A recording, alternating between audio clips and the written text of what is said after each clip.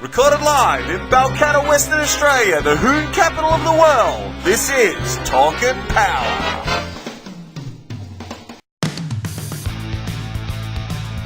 Gap is what happens when you hold to the floor and crush the man next to you.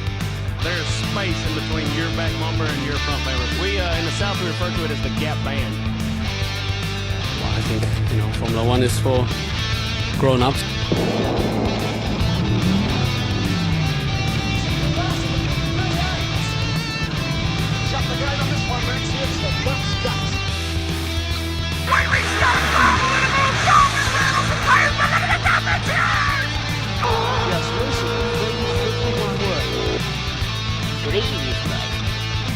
So, what about the sideways? You've got a race in your own lane. Now he's on the grass, he brings it back. That's a great driving there.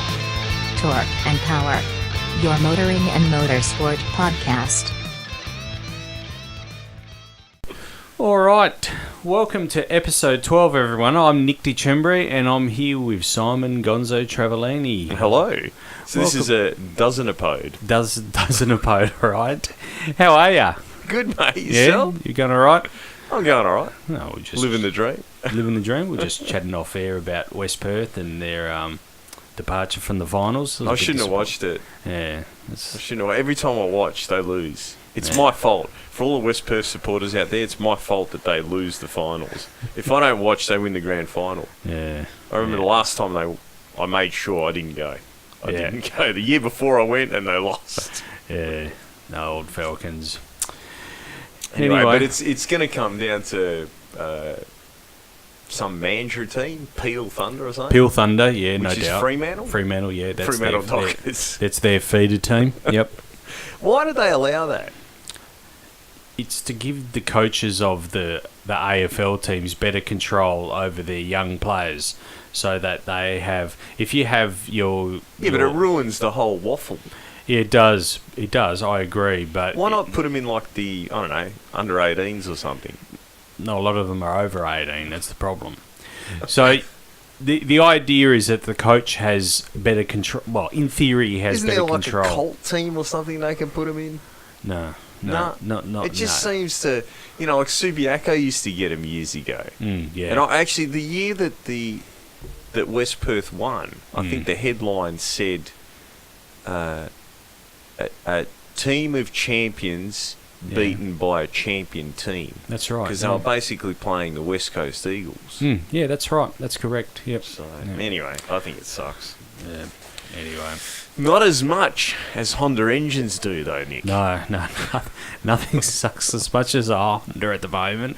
So I've got a theory. I think that the MotoGP guys have amalgamated with the Formula One guys, and they're getting the same guys to put their engines together. Because it was a shocking fortnight for anything that had a Honda engine in it.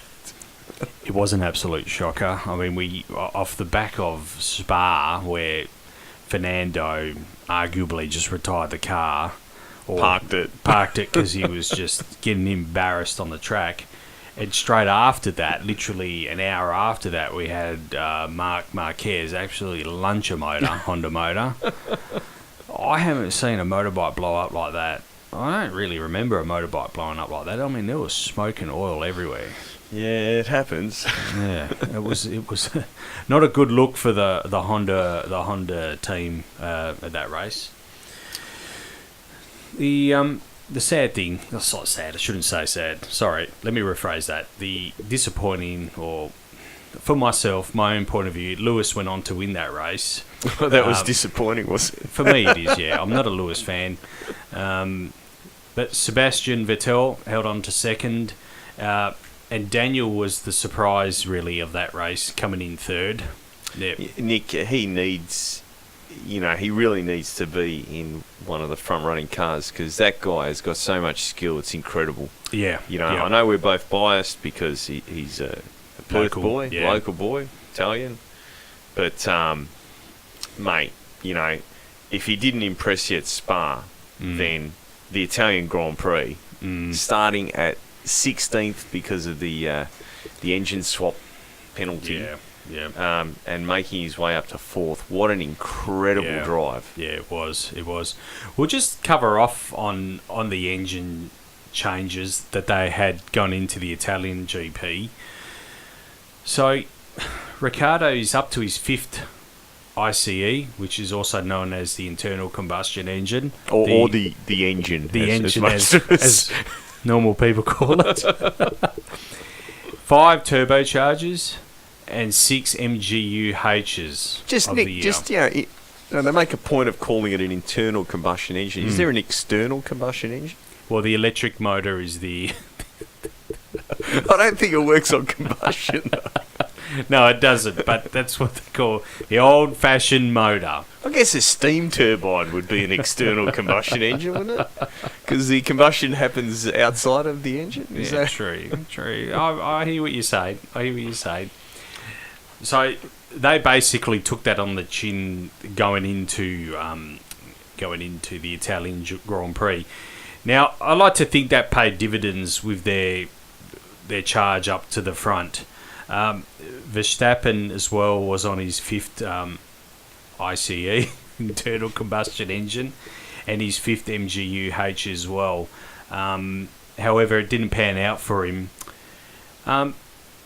This is the Italian Grand Prix. This was off the back of Spa, where he failed to finish.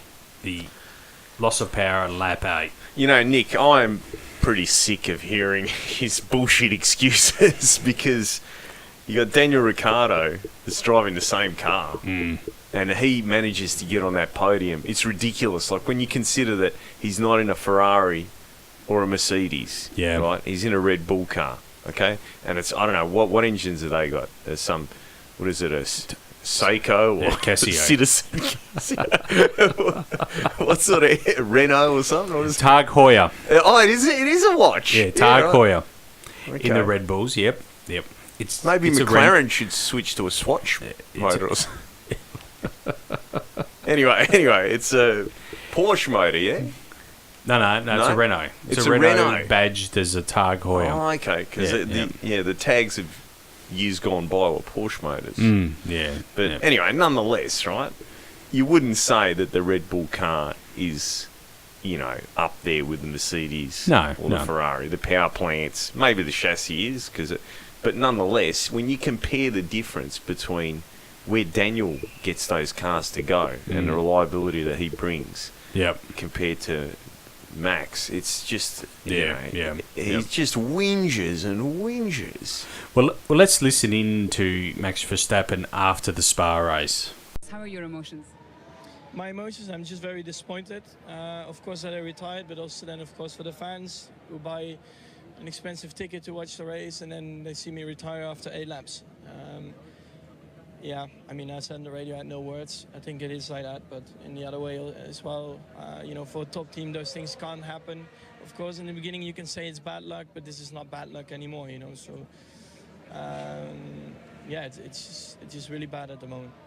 Yeah, when we spoke earlier on, we put this out at the start of our program, you told me that you still believed in the team, but that's the 6th reliability issue this year. How long does that belief last? I don't know. If it continues like this, not very long, but we need to get on top of it. So what happens now? You sit down with the team, you speak to the team? Of course, we will always speak about it. But of course, at the moment, I'm not a happy person, and I'm looking forward to go back home. Now, Nick, I believe that there was a reply from our Australian Formula One. From Mark Webber. Sorry, yeah. Mark Webber had. Well, they both had something to say. Let's listen to Mark Webber.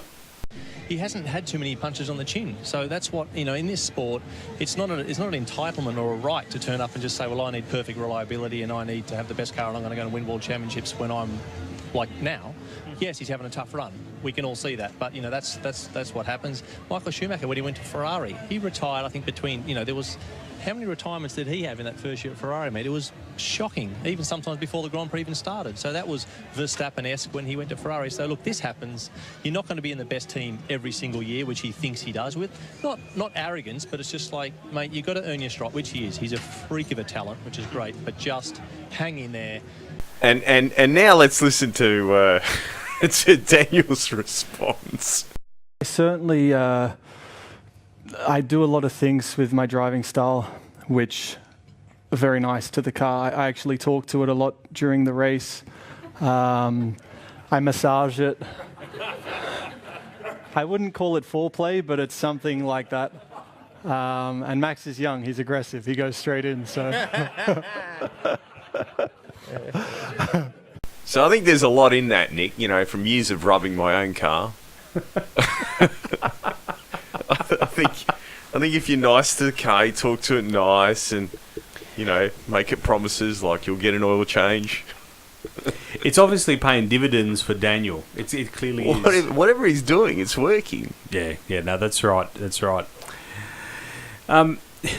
This on-track, off-track Sergio Perez and Esteban Ocon sideshow is really started to take its a little bit of a sideshow, and I think Force India have had a gutful of it, to be honest. Look, Nick, before you really run these guys down, because I know you want to, right? Before you run them down, let's remember that the Formula One is owned by the Americans now. And all that we're seeing here is a little bit of NASCAR.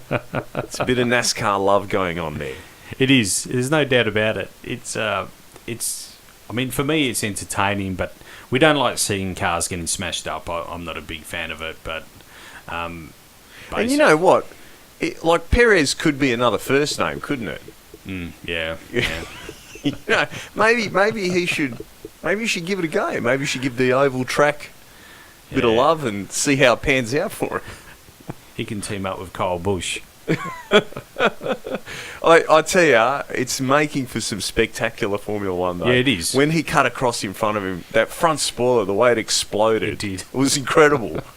And then to watch that rear tyre disintegrate. Yeah, off the rim. You know, I got to tell you, I'm actually starting to get into the Formula One again. Yeah. You know, you've got Dan out there just making us all proud. Yeah. Right? And the antics that are going on behind him, between the Hondas exploding, the Force India cars, smashing demolition derby each other. It's been a great couple of races. It has. The interesting thing, the Italian Jeep Grand Prix in Monza, I just want to go through, not to harp on too much about these Honda motors, but listen to the amount of engine replacements and parts on Fernando Alonso's car. I'll read them out. 7 ICEs, internal combustion engines. As opposed to external combustion. 9 turbochargers. 9 turbochargers. They weren't Garrett's, that's for sure. If they were Garrett's, he'd still be on his first one. It'd still be on the dyno turbo. 7 MGUKs, that's the kinetic energy unit that stores the kinetic energy. The lucky band. Yep. 9 MGUHs, that's the unit that stores the heat energy. 6 energy stores, that's 6 batteries. They can't even get the batteries right. No. And 5 basically ECUs, or the engine control I should just unit. go to the 12-volt shop or somewhere and get some good batteries. Seriously, these cars are just... I really, it blows me. Are they running a top fueler? You know, Darren Morgan probably doesn't throw that many parts at his top fueler. No, definitely not. You know, the irony of this, if you go way back, I'm pretty sure that McLaren bought the company that came out with the first of this energy recovery system. Yeah, okay. Like back years and years ago. With the Kers, remember the Kers? Yeah, Kers, yeah. They actually bought the company that owned the technology for them to have gone from the cutting edge to, I don't know, whatever the opposite of the cutting edge, the blunt end. The sledgehammer. The sledgehammer. It's pretty sad, but anyway, I suppose we shouldn't really laugh. Yeah. Anyway, it was good to see Lance Stroll qualify well in the wet. Mate, what an incredible run! Yeah. He did really well, Lance, to qualify right up there in Q3. Admittedly, Daniel and Max had to take their penalties, so that pushed them back, and obviously pushed Lance Stroll up. But it was really good to see him out qualify by 1.2 seconds Felipe Massa, his teammate. And I think the world of Felipe too, but yeah, obviously Lance is getting on with it. Yeah, I guess, but, in the wet, it's sort of... I guess it helps to be young and dumb too. Yeah, that's true. That's true. No doubt. No, you know what I mean? Yep. Anyway, some interesting comments during the lead up to Monza from the Formula One managing director, Ross Brawn. Now, I think, Ross Brawn, what Ross Brawn doesn't know about Formula One isn't worth knowing. He's team owner. He's done it all in Formula One. But it's interesting to know he's got the DRS in the scope and wants it gone, the drag reduction system. In his words, it's a compromise. I think we have it. These are his words, not mine. I think we have it, and what we should do is find a better solution, because it is an enhancement to aid overtaking. And what we really want is the cars to be able to slipstream one another and properly overtake. I'm going to throw a suggestion out there. Make the tracks wider. That'd be a good start. Maybe make the cars narrower. Yeah. Look, when a man of this stature starts saying these sorts of things, I think, we really need to start listening.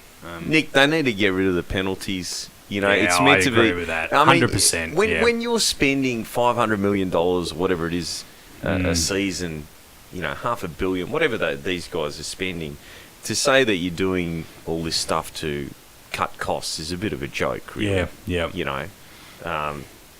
I mean, it would be like having Top Fuel and they get a qualifying penalty if they've got to put rods and pistons. You know what I mean? No, that's right. Yeah.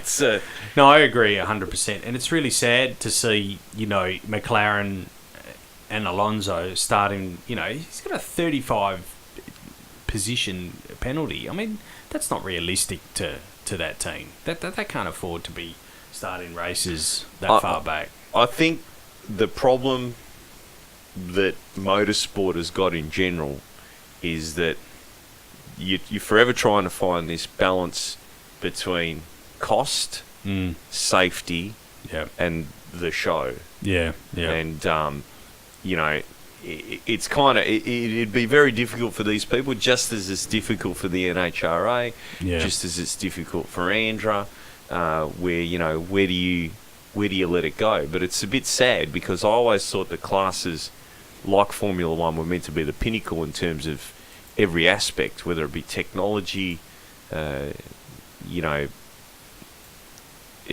just I can't fathom what it would be like to start imposing restrictions. And then these, I guess what they did with the DRS is they turned it into a bit of a computer game. It's like playing Mario Kart, where you get the thing sideways and the Z's come out. You know what I mean? But it's pretty dumb, really. I agree. Yeah. It's basically you get within 1 second of the guy in front of you, hit the button, and it's like you just zoom straight past him. But we want to see. I think it opens up the rear wing. Yeah. You've got to be in a certain zone where you don't need downforce. Yeah, that's correct. Yeah. But I don't know. Look, over the years, how many things have been banned from Formula One? We've had active suspension go, ground effect go. The list goes on. Yeah. So the turbocharging for a long time was gone. Yeah. I don't know. It would be really cool. I got this couple of things that I'd really like to see in my lifetime. One is some form of motorsport where there's no rules. Yeah. Where it's just like run what you brung, hope you brung enough. Nah. Okay. No, you're alone. All right. Anyway, speaking of the NHRA. NHRA, the US Nationals, the Big O, Labor Day weekend. I need to find out. I need to ask someone, but I do not remember it being run on the Monday of Labor Day weekend. So our listeners out there, if it has always been that way, let us know. But anyway, regardless of that, it was held basically yesterday. Our mate Stevie Fast qualified reasonably well, went out first round against the eventual winner. Now, forgive me if I say his name incorrectly. Sydney Freeno. Twin turbo Corvette. I like that car. You know, Beautiful car. Yeah. I like to see Sydney win because he had a massive, massive crash last year. That was huge. Yeah. Big crash. It was really good to see him win. I think the big surprise news is Stevie Fast's announcement. Oh, can you believe that? So you know, I'm always paying out on the turbo guys, and I'm a big Stevie Fast fan because he always pays out on the turbo guys. But shock horror, the Stevie Fast team, Bahrain 1 team, are adding a turbo car to their arsenal. Yeah. And I can understand why they're doing this because, you know, the beginning of this season, we felt that they had the balance pretty right between the turbo nitrous and blower cars. At the 4 wide nationals, you know, you could have thrown a blanket over the different forms of boost. And the blower guys, as per usual, copped a overdrive restriction. I guess they went from 20% to 16 or 16 and a half. Yep. And now we're seeing the turbo cars stand up. Now, whenever you look at the turbo cars, they're slow in the first half. Yeah. You know, we had a good look at the results earlier, and you know, you see the blower cars are in the 0.9s to 60, and they're on the ones. So I think this is a good move for these guys. Because although Stevie has said, and I quote, no chance that that he will be driving the turbo car, they've hired a ex-sportsman racer, I believe. It's his name is Jeffrey Barker. Yeah. So they've hired him to drive it. It'll be interesting to see what these guys can do with the turbo car. So they're going to have all 3 combinations of boost now, nitrous, blower and turbo, all into one team. That's correct. And that should give them the advantage when the air suits each of those combinations. So it'll be very, very interesting. What else is very interesting is that the NHRA has obviously got some spies in Australia and decided that burnout competitions attract more spectators than drag racing. The Pro Stock Battle of the Burnouts, Smoke 'em if you got 'em initiative, inspired by Shane Gray's nearly 600-foot burnouts during the Lucas Oil NHRA Nationals. Now, the thing is, right, as far as the long burnouts go, okay, you got to say John Zappia, Victor Bray, they were the grandfathers of this. You know, forget half track; they were going to the finish line. That's right. You know, and this was in the days before GPS. Poor reverse gears wearing G-strings back in those days had to run to the finish line to guide them back. So I don't know, Nick. What do you think about this, mate? What do you think? I think they're grasping at straws. They're grasping at straws in a massive way, Pro Stock. I couldn't believe it, actually. I really struggled to fathom that these guys are doing this sort of thing. Me personally, I think that Goodyear has thought this through, right? Because if you win, you get a free set of Goodyear slicks, right? But how many sets of Goodyear slicks do you have to destroy before you win a set? But it just proves that the burnouts attract more people. If we're going to talk about burnout comps, right? Why just restrict it to Pro Stock?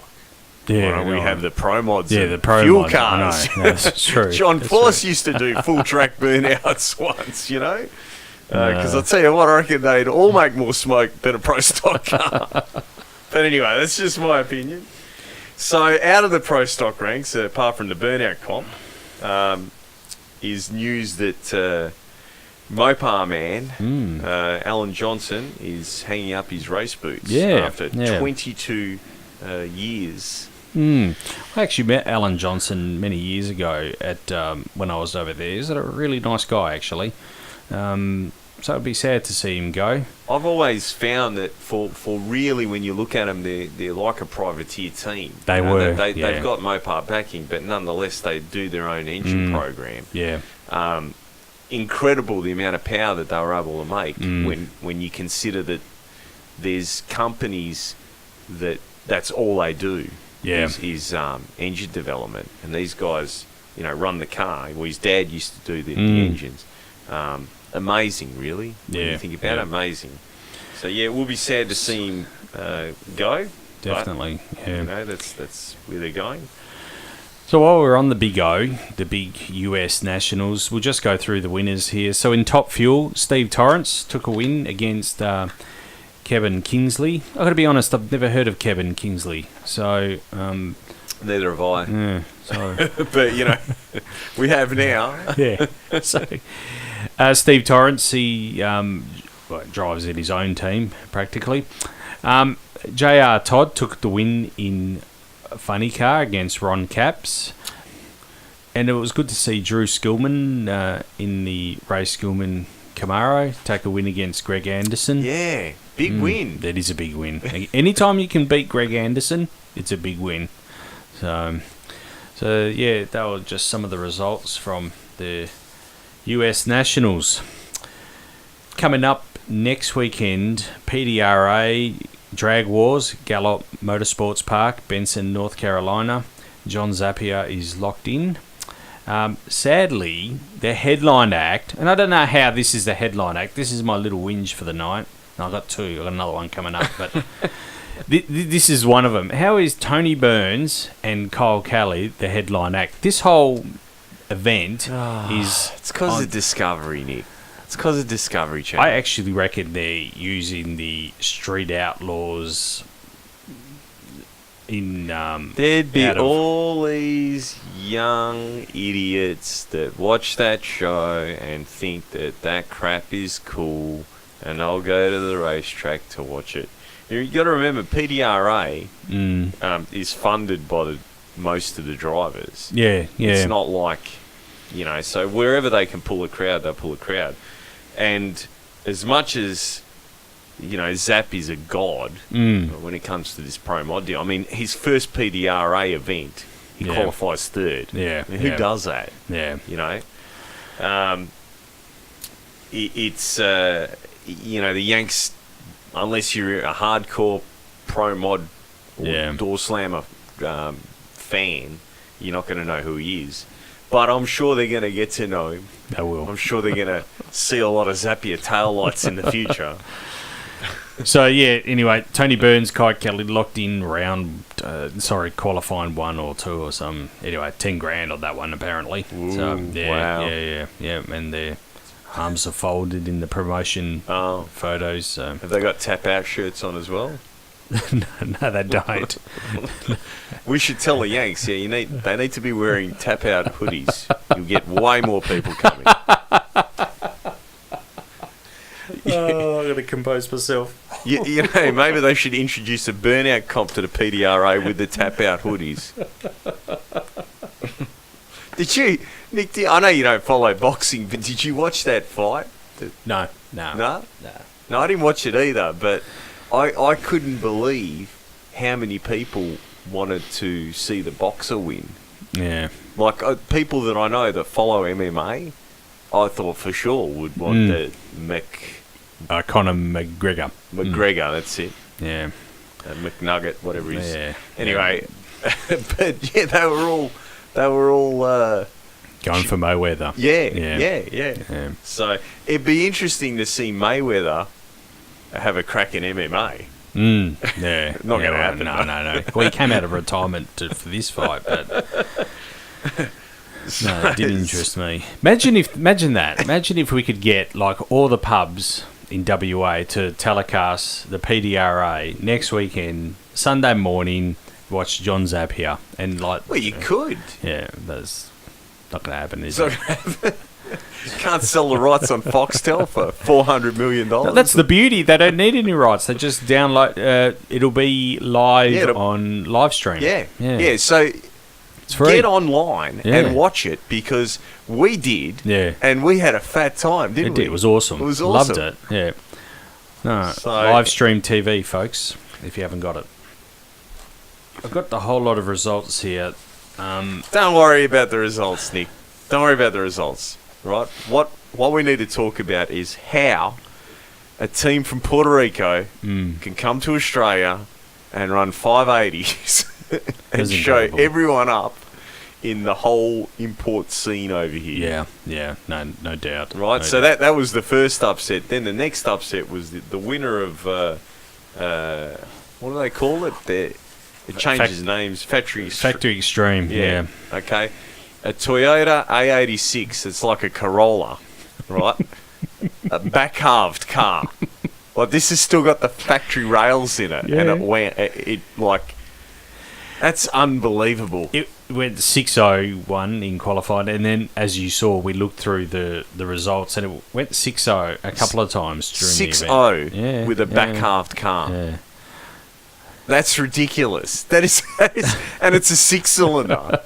It's a 2JZ powered. Yeah. And I don't think it's got any billet heads or billet blocks or. Yeah. I heard a rumor, right? Now I can't say for sure, but I heard a rumor that it runs a Microtech in it. Oh wow, that makes it even more amazing, doesn't it? And he probably tunes it with the hand controller too. That's crazy. That's just ridiculous. He plugs in the Donkey Kong Nintendo to tune it. What, have you ever used? You ever seen a Microtech? Yeah. It looks like the old, Pac-Man controllers from when we were in high school. So forgive me if I say his name incorrectly. Jorge Uabe was the guy that we're referring to here. Amazing car. I've actually never seen it before. It's the first time I've seen it. So I don't know if he's been to Australia before or this is his first outing here. Don't know. I mean, I don't like... sorry, let me rephrase that. I don't hate A86s. It's probably not a pleasant car to look at, but, mate, it hauled ass. Yeah, and it does that whole lift the left-hand front wheel. Yeah. It's like Eddie's... When Eddie had that twin-turbo Commodore, the old VH, that, it would lift that left-hand front wheel and hold it up at the end. And at the end of the track, it was like a 747 coming down for a landing. You'd see smoke coming off. It's true. So the wheel was still stationary and coming down like... Yeah, so that was quite amazing. Your friend, Dom, he top qualified in Pro Turbo. Dom Regoli, 692. You were saying he was having some dramas during I had a little bit of a technical issue in first round, so he decided to play it safe and pull out. Yep. Hey, I see the result here for J275. Pro 275, I'd like to have a crack, but I mean, if I'm going to do it, it's going to be with a screw-blind Hemi. It's kind of... I don't mind putting it in something that's got rails, and maybe I could tack some rails in the BA. Just put them in the boot. It doesn't say where they're going to go. Bit of creative rule interpretation. It just says it's got a factory rub. That can be loose in the boot. I'm sure we could graft the front of a BA onto mine. Wouldn't be that difficult. Well, it shouldn't be. No. Anyway. It turned out to be a good event where a three-quarter car wins against. I know, isn't that amazing? A three-quarter car wins against. We're not. Yeah, I mean, yeah. It's good to see the Puerto Ricans come over here and kick everyone's ass. It was good, and then they flew the flag. Literally flew the flag in celebration. So did. I really like seeing that. I think that was great for the sport, and. If you are out there listening, just go on YouTube and Google Factory Extreme or Jamboree Brisbane 2017. You'll see this amazing car in action. Or search Jorge Uabe A86. A86, yeah. Incredible. Anyway, let's get on to the MotoGP. MotoGP, what an awesome race. Now you've got me hooked. Dovi. You know... I'll be honest with you. Actually, you know what, Nick? Sorry to cut you off. No, it's okay. I just want to say the one good thing that's come from this fortnight is there hasn't been any V8 supercar racing. Oh, that's a bit unfair. No, I watched RPM, and they had this big spiel about women in motorsports. Oh, yeah. Yep. And they had that Betty on there. Betty Clemenco. I can't stand her. I can't stand You don't her. like Betty? No. Anyway, MotoGP. It was an awesome race. Dovi. There's an air of anticipation or expectation from this guy now. From myself, I won't say anyone else, but I actually watched this whole race with the expectation of seeing something special from this guy. Even though Rossi was leading a large portion of the race, now I'm expecting this guy, like big things from this guy. Yeah, but there's still, I still get the feeling that most of the commentary, or the commentators, I should say, aren't really taking him seriously. No, they're not. You're right, and I don't know why. I don't know why either. Ducati seems to have got a handle on it. Yeah. I mean, they've certainly got better reliability than the Honda. That's for sure. So's my lawnmower. It's a Briggs and Stratton. But, he can ride. He's very composed. Yeah. He keeps cool. So, I don't know. I think we're going to see a lot of great things from Andrea Dovizioso and the Ducati teams. Yep. It's just... for me, it's just incredible to watch. It's evolved, it's really evolved. It has, yep. And he's the first guy this year to win 4 races, so he's got the most race wins. I'm not quite sure why he's still the underdog or sort of slipped under the radar now. If he has, he won't be anymore. It's the Marquez and Lorenzo lovers. Yeah. They just... they get blinded by their own bullshit, really. Yeah. This guy's got some real talent, and I'm sick of hearing, the Ducati's faster. Well, they're on the same set of rules. you know what I mean? That's right. It's not like, we'll give the Ducati 100cc or something. Yeah. What about Jorge? Why is he not... I mean, Jorge's an accomplished rider. Good. You reckon? He's just not as good. Obviously, he's not as good. Okay. All right. Well, they're on the same bike. Yeah, I know. I just always considered him to be... We've seen this before, okay? For those out there that follow MotoGP, it was the Casey Stoner, right, and everyone else that was on the Ducati. Everyone said that Casey Stoner was winning because he was on the Ducati, yet no one else could ride that bike like he could, okay? And I, at the time, I was one of those blinded by the light Valentino fans, and I'm still a big fan of Valentino, don't get me wrong. Yeah. But I couldn't come to grips with that this Casey Stoner dude could be better than Valentino, but the reality is he was. He was better. He managed to get that bike to do stuff that the rest couldn't. It was probably his background in the dirt, flat tracking, and being able to ride something that's loose underneath him. I don't know, whatever it was, he was better. And I think Dovizioso's in the same boat.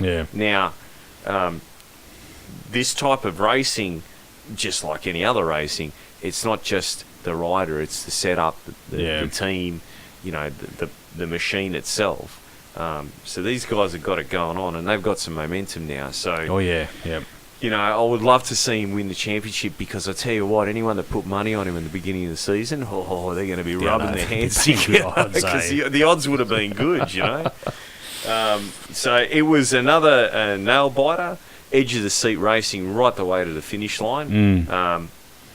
A lot of people thought that Viñales was going to pip him there right at the end, but the Ducati just had that horsepower to be able to stay out in front, and it was, for me, it was a really good result. But sadly, the championship's been so tight, a handful of points separating everyone. Me personally, Marquez going out and not finishing the race, I kind of like that because I'm not a Marquez fan. But sadly, Rossi, his championship hopes are pretty much ended now. He broke his leg in a motocross accident. Yep.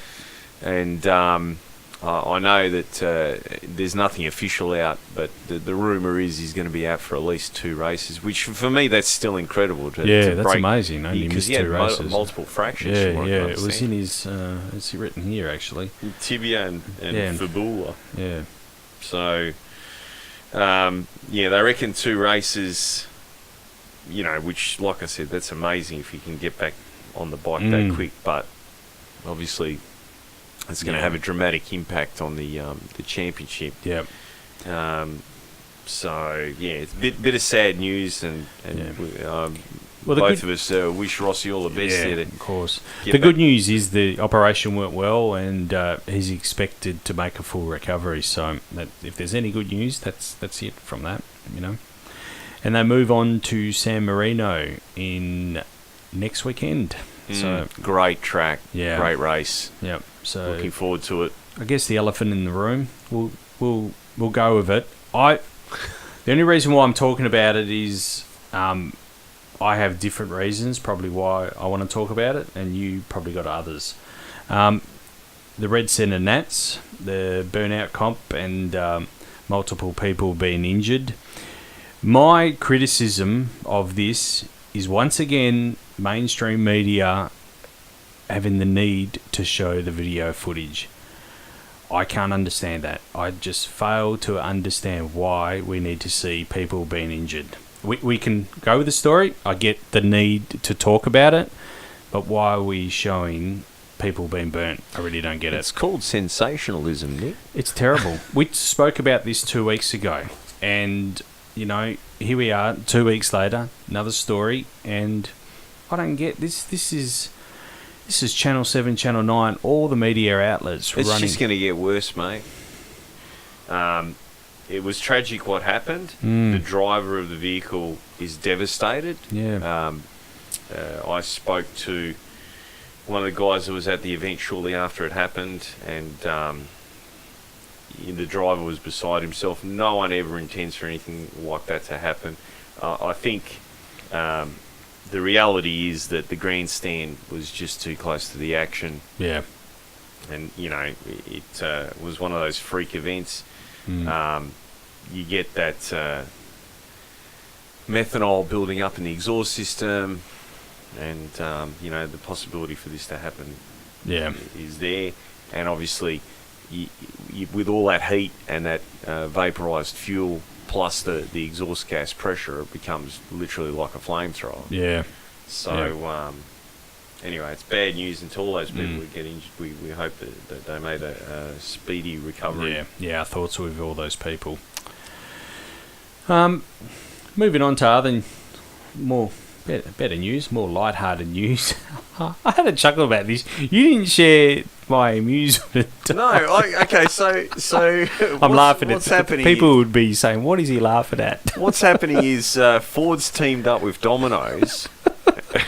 Just you saying it's funny, actually. And they're working on an autonomous vehicle, apparently to deliver pizzas. Now, the question I said to Nick earlier on is, so when it gets to your door, do you have to go outside and get the pizza out of the car? Yeah, they're working on that interface part of it. The customer service part of it is still a work in progress. But they have been delivering pizzas now in Ann Arbor, Michigan. They're randomly selecting customers, so it's not just one store.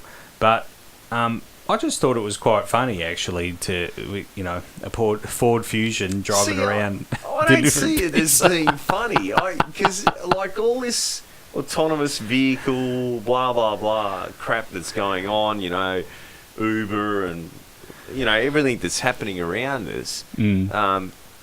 What are people going to do for a job? Yeah. What are our children going to do for a job? Not deliver pizza, obviously. No, but you know what I mean. Yeah.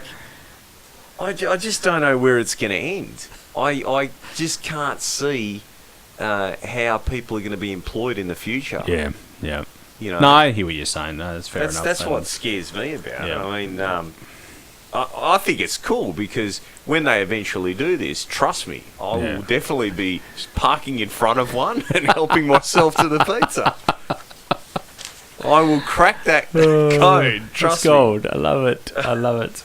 Now, apparently, Ford is not the only one that's Uber's in bed with Volvo. Yeah, which is a little bit sad because I thought they would have gone with Toyota.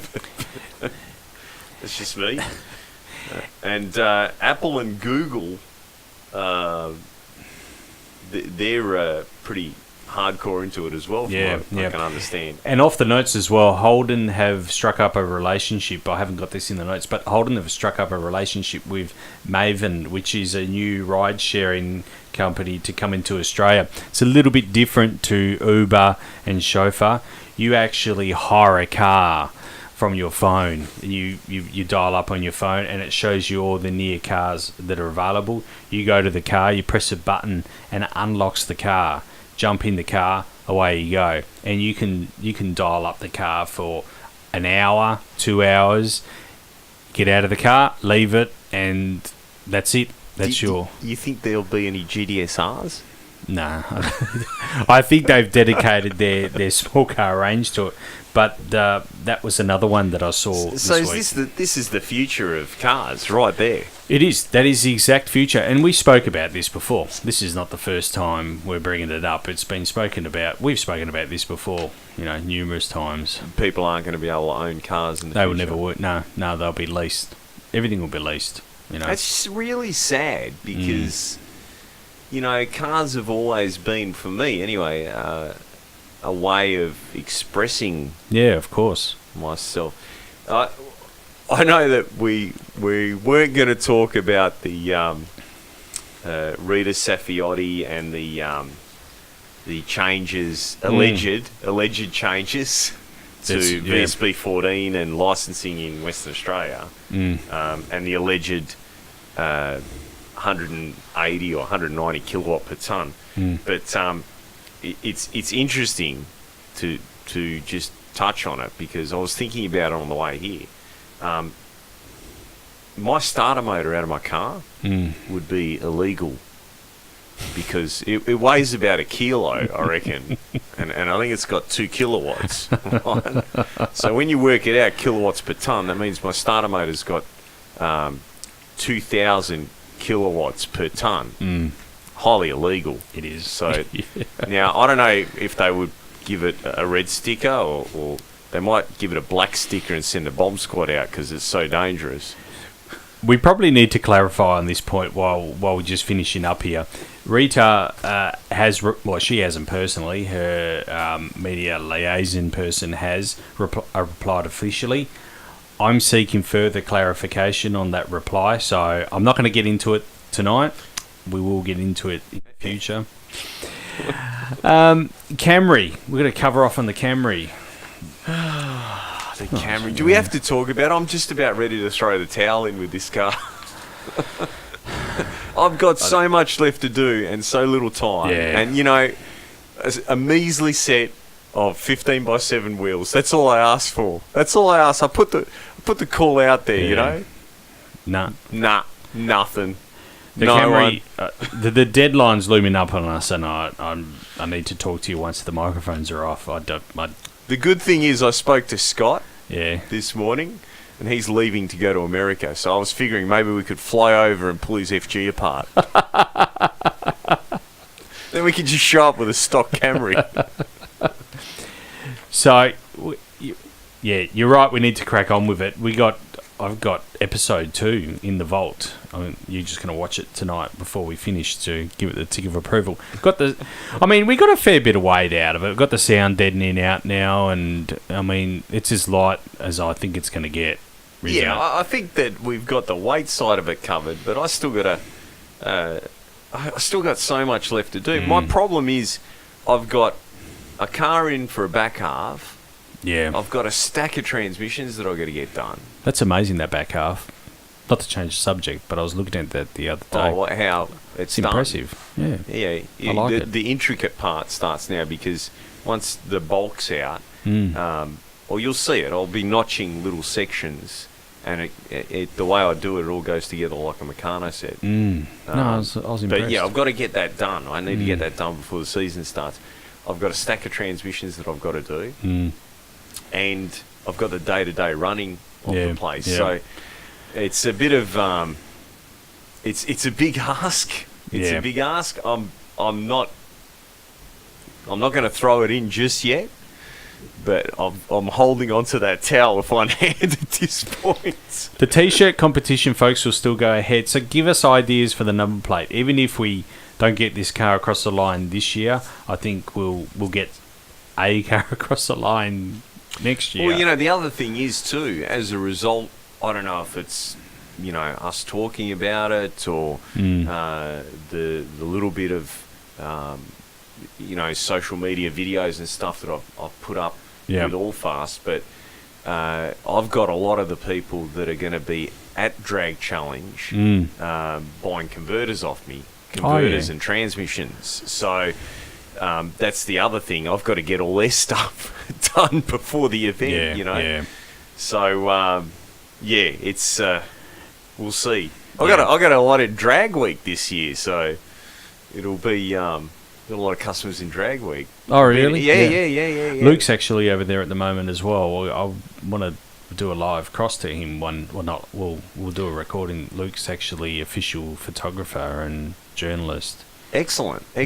I believe that Harry's over there, but the rumour is that they bought a Dodge Ram truck. Oh, yeah. And blew it up. Oh. So he's missing in action at this stage. Yep. I don't know where, but I hope, I really want to see him do well because what they did last year was just unbelievable. So big Aussie contingency every year now. Yeah. It'd be awesome to get over there. Definitely. Yeah. Yep. All right, everyone. Thanks, Simon, for coming in. Hey, thanks for having me, Nick. Go to our Facebook page, go to our website. I am still working on this cross promotion with a corporate.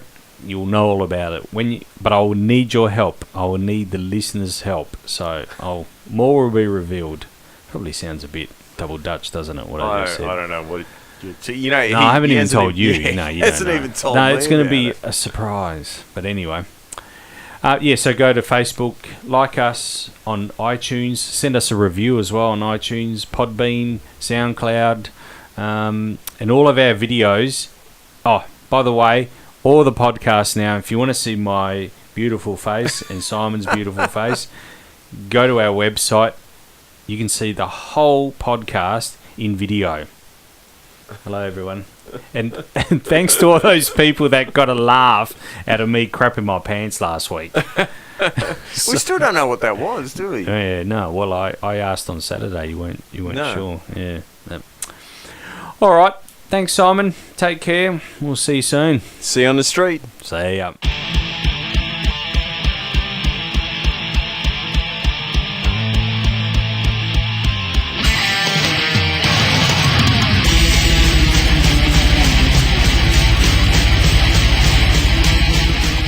Talk and Power stresses all characters and events on this podcast, even those based on real people, are entirely fictional.